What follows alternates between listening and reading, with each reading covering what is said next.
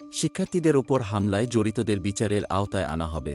গাজীপুরে শিক্ষার্থীদের ওপর হামলার ঘটনায় জড়িতদের সর্বোচ্চ বিচারের আওতায় আনা হবে বলে জানিয়েছেন স্বরাষ্ট্র উপদেষ্টা লেফটেন্যান্ট জেনারেল মোহাম্মদ জাহাঙ্গীর আলম চৌধুরী। তিনি বলেছেন, তাদের যাতে সর্বোচ্চ শাস্তি হয় সে ব্যবস্থা করা হবে। শনিবার ৮ই ফেব্রুয়ারি সকালে ঢাকা মেডিকেল কলেজ হাসপাতালে ঢামেক আহতদের দেখতে গিয়ে সাংবাদিকদের এসব কথা বলেন তিনি। এর আগে গাজীপুরে মুক্তিযুদ্ধ বিষয়ক সাবেক মন্ত্রী ও গাজীপুর জেলা আওয়ামী লীগের সভাপতি আ.ক.ম মোজাম্মেল হকের বাড়ি ভাঙচুর করেছে বিক্ষুব্ধ জনতা। ভাঙচুর চলাকালে বিক্ষুব্ধ জনতার উপর হামলা চালায় স্থানীয় কয়েকজন যুবক। এতে ১৬ জন আহত হয়েছেন। সামাজিক যোগাযোগ মাধ্যমে বেশ কয়েকটি ভিডিও ফুটেজ থেকে দেখা গেছে, বেশ কয়েকজনকে মারধর করে রক্তাক্ত অবস্থায় বাড়ির ভেতরেই ফেলে রেখেছে।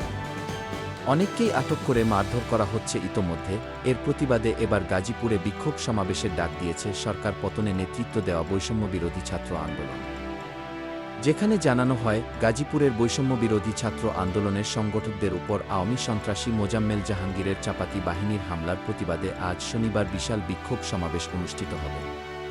সমাবেশে উপস্থিত থাকবেন সারা দেশের আপামর ছাত্র জনতা ও কেন্দ্রীয় নেতারা। ডেস্ক রিপোর্ট, বিই নিউজ, ঢাকা।